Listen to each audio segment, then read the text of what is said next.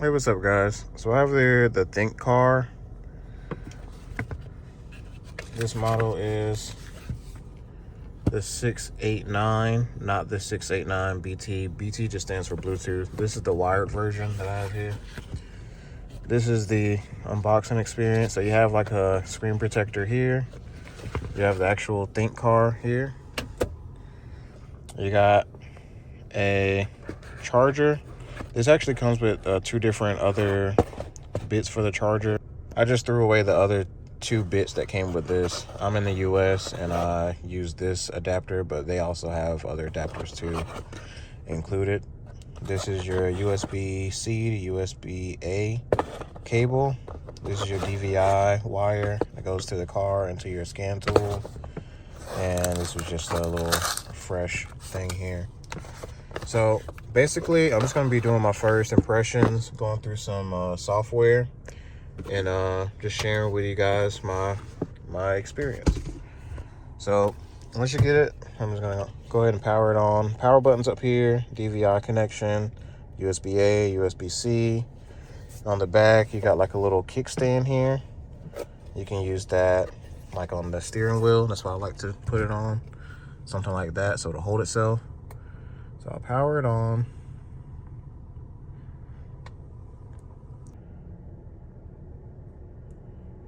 All right, so this is the home page. Got your diagnostic page. You got the auto search, or you can manually put it in here. You got your history codes, report, and feedback. Maintenance. I've already kind of set this thing up, so I have the USB set up to my house. I'm kind of far away from my house. That's why it's so slow. But it went up to about 20 megabits per second. That was about as fast as it went over Wi-Fi. You got your upgrade page. You can upgrade the diagnostic software, your maintenance software, and the actual app itself. I've already went through, updated everything to the latest version.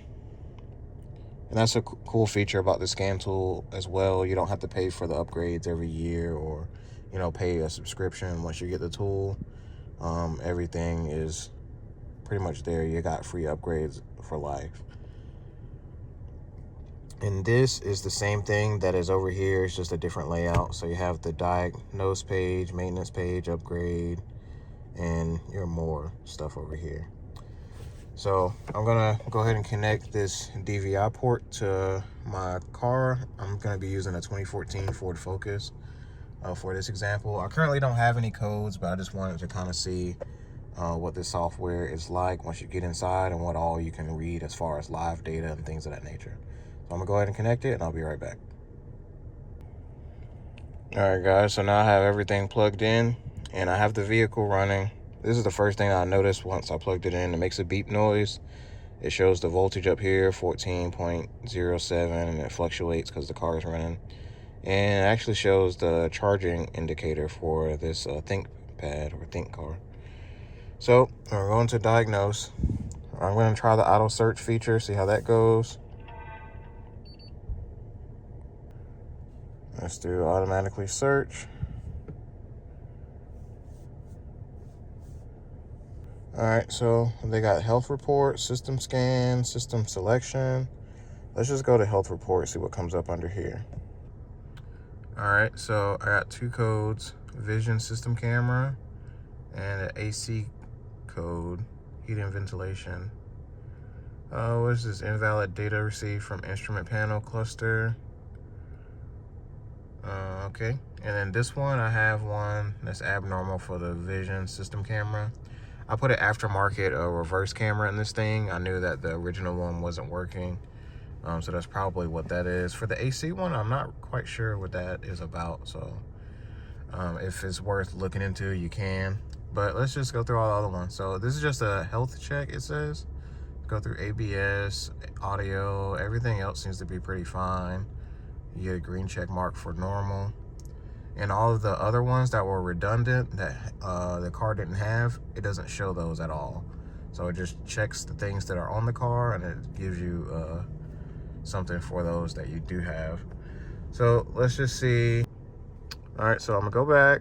I'm just gonna do a system scan, see if there's any difference between the two. So So I guess with this module, with the system scan, it just checks and see what's equipped and what's not, because it doesn't show me any codes or anything of that nature. So that's pretty much all that I have under here. I have a refresh option and it just rescans everything. So that's all this one does. All right, then you got system selection. So you can go into each individual module. You know, in the ABS module, see what's under there. So it's just module information, tells you that, assembly number. You can check for fault codes, clear fault memory, read data stream. So let's see. So this is your live data. You can go through, select whichever ones, and then you press OK. And it'll tell you. So I'm gonna go ahead and press the brake. See, it says brake on, let go, brake off. There's no warning lamp right now. This is the e-brake, so I'm gonna let go of the e-brake, and that's what that light was for. So whatever you have under this module, you can check live here on the tool, and it'll give you the feedback as to what's going on with it. So that's usually a pretty cool option, whenever, especially when you're trying to diagnose something. So let's go back. Let's go into a different module. So we're trying to go into like the ECU or something, or PSU. Here you PCM. I said PSU. I'm thinking computers, but PCM. All right. Oh. So you got your actuation test. You can test different things on the actuation point. But we just wanted to read a data stream, see some more live data. This should have a lot more information. And since this is powertrain, it should show me the engine stuff and transmission stuff at the same time. Let's see. Let's go desired idle RPM. There should be like an actual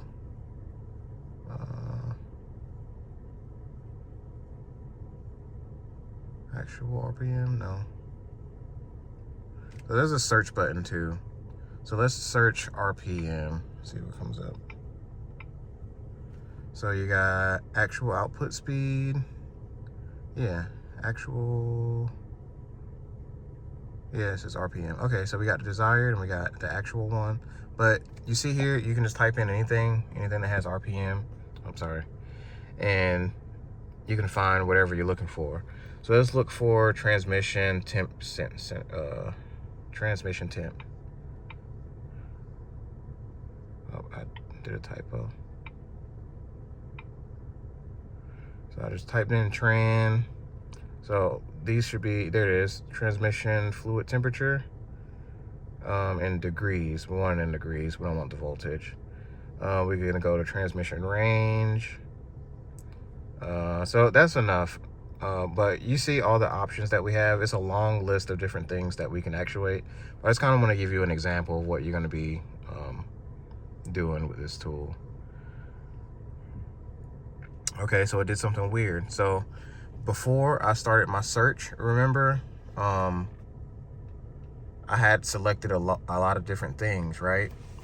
So it didn't remember those things. So once I deleted and I typed in trans, it only remembered the trans part, and it didn't remember all the other stuff before. So that's one thing that I'm finding on this tool that is a negative. But it is accurate. Well, I don't know how accurate it is, but it's showing me my trans temp. I haven't driven this car all day. I just had it out here at idle with AC on, just with me sitting in it. So it's showing 110 degrees Fahrenheit for the transmission temp, which is under, I mean, I could predict that. I haven't gone anywhere. Transmission range is in park, reverse, neutral, drive, sport mode. Doesn't really do anything. So drive, neutral, reverse, park. So all those things are reading just fine. Let's go back. Let's try to get it to pick up multiple things at one time. So let's type in trans again. we'll do, okay, so remember that I have these selected. So I'm not gonna unselect them. I'm gonna go here and I'm gonna do RPM like we did before.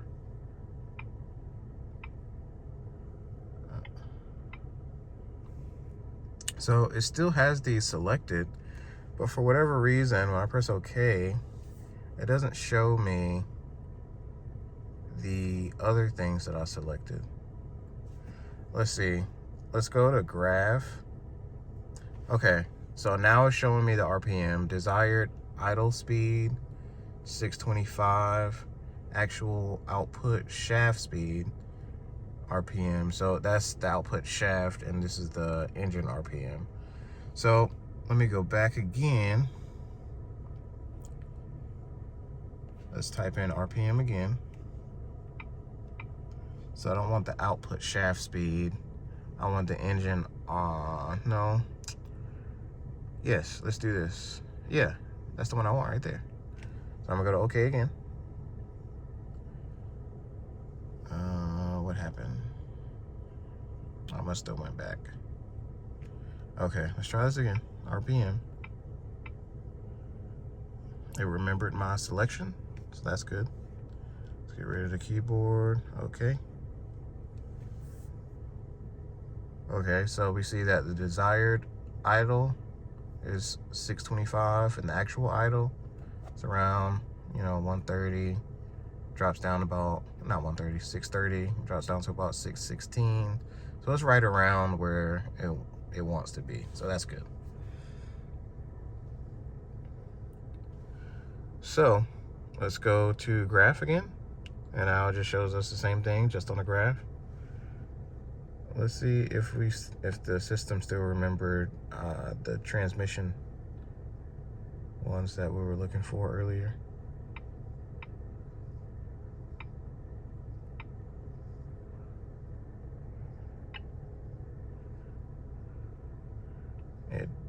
It did. Okay. So maybe to get both on the screen at the same time, let's try to do this on this screen and hit OK. Maybe all of them. Okay. So what you have to do is, instead of searching specifically whatever you're looking for and then pressing OK, you have to go back, have everything that you were looking for on the same page, or at least viewable, and then it'll show you all the information that you're looking for on this list page. So you can still look at the graph information. It'll look kind of funky because some stuff isn't graphable or whatever, but let's go back. But this way we can see the brake pedal being applied on and off, shows the canister vent status, no error, idle speed, the desired speed, transmission temp, things of that nature. So it's showing me everything all at once. So with this tool, what you have to do is have everything all on the same list, like within the same page. Because once I type in trans, let's see.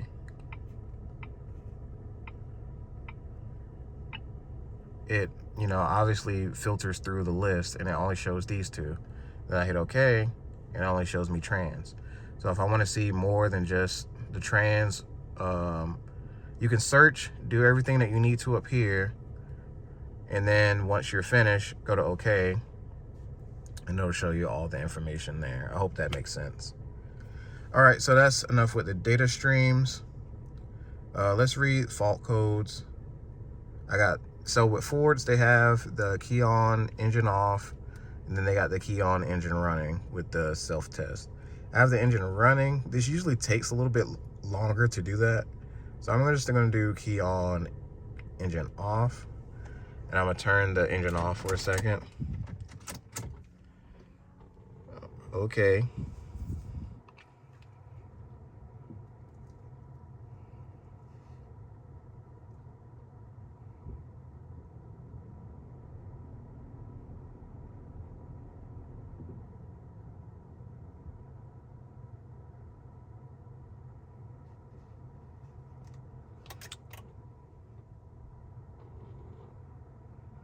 So I got a fuel pump module, a control circuit range performance error.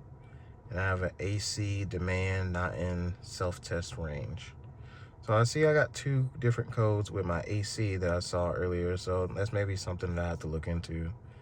And the fuel pump module, I'm not sure what that is. The car runs and drives fine, but there might be something going on with that as well.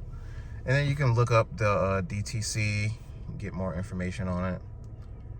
Failure type 00. Not quite sure what that means. No status available for this DTC.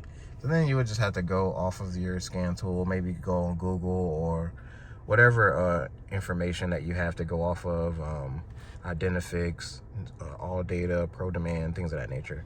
And just, look deeper into that code if that's a problem for you. So here, let's see, there's no status available for this DTC. So there's no more information that they can offer me. And these aren't like major codes because, like I said, everything in my car is running fine at, to my knowledge at least. And we see here there's no codes, but this goes and scans everything. And if it finds anything that's wrong in any module, it'll be definitely sure to find that. So, and you got your actuation test. So you can test your fuel pump here. Hit OK. So this is just the on-off test. So you can turn it off and the car should stall. I just make sure that, whatever that you're checking for. And look, my battery percentage is going up. It's been charging off of the car. So that's pretty neat.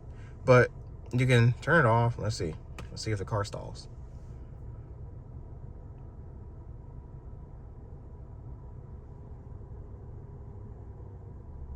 Yep, it's starting to stall. Starting to kind of buck. You can see my soda going all over the place. Let's turn it back on and see if we can save it. You hear it kind of rev back up. So you can manually turn on and off and just actively test different things.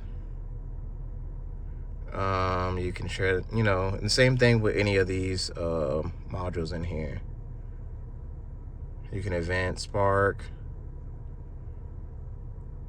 variable camshaft timing, exhaust intake, desired angle. You can, manually turn this stuff on and off. So that's pretty cool.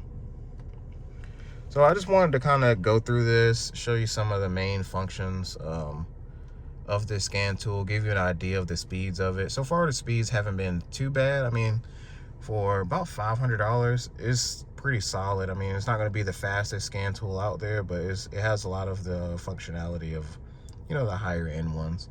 This is 8-inch tablet, so it's not like the biggest one, but for someone like me, it is perfect, So,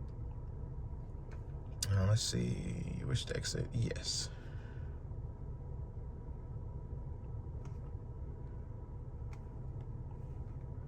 So we're back at the home screen.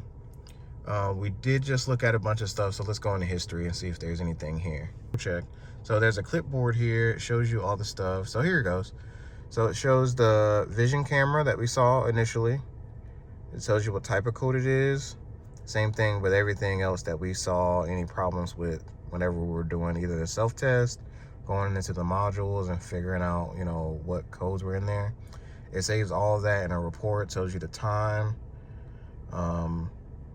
tells you the vehicle, the VIN. I didn't put in the license plate number or anything like that. It tells you what version you were using and all of that. And it tells you each thing that I was into. So I did the automatic search, health report. I did accessory protocol, the APIM. Let's see, I went into the ABS module, automatic search, system selection. I went into powertrain. So it tells you everything that I did while I was here. So that's a cool breakdown that it gives you, and it shows you all the codes that were saved. So that's pretty nice. So this is everything under the diagnose test here.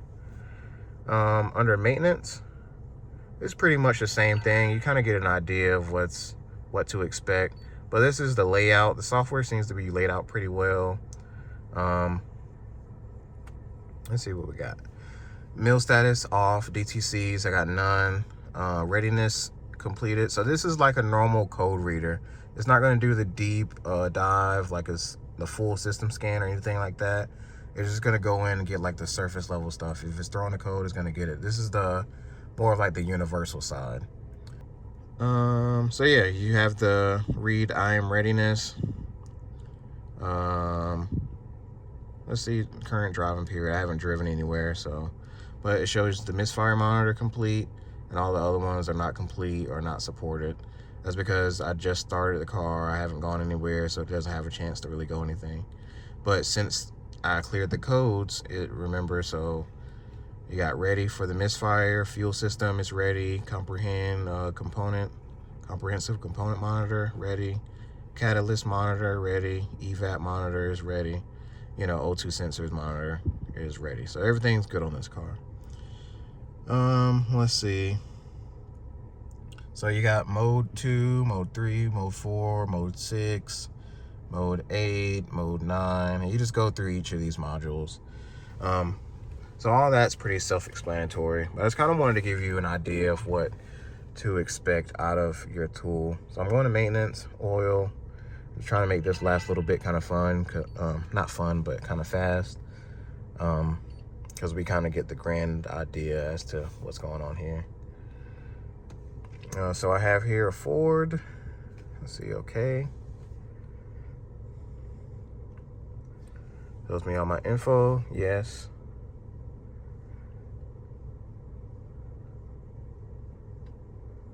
And this side is a bit more snappy because it's not going into every single little thing. Read fault code.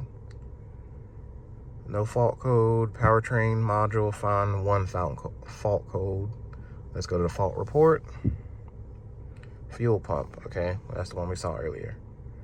Looks like I'm gonna need me a fuel pump or something going on with my fuel pump. But we're gonna address that at a later time. Press exit, okay. Press exit, current function. Where's that? Press exit current function first. Oh, it has to hit back first, okay. Special functions, manual reset service. So it's giving me instructions on how to reset the oil lamp. That's what I was trying to do with this, was maintenance. And it tells you how to go in the vehicle and do it on your own. With the ignition on, if the vehicle's equipped, which it is, up and down arrow on the left side of the steering wheel, scroll. So basically it's instructing me to do this. With my steering wheel, go here, go out, go to settings, go to vehicle, oil life reset, and it's, you know, telling me how to reset it that way.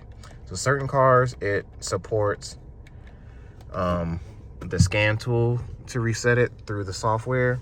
In other cars, it doesn't have an option to do it, and I guess this one doesn't, and it just instructs you on how to do it. So that's what that did. I haven't tried this with any other car, so I can't tell you exactly how good this is as far as resetting those, resetting brake pads, tire size adjustment. I don't know too much about how this particular tool does with certain ones. You know, like I've used Autel scan tools, I've used Snap-on scan tools, I've used different ones. This is a ThinkCar. This is my first time using one.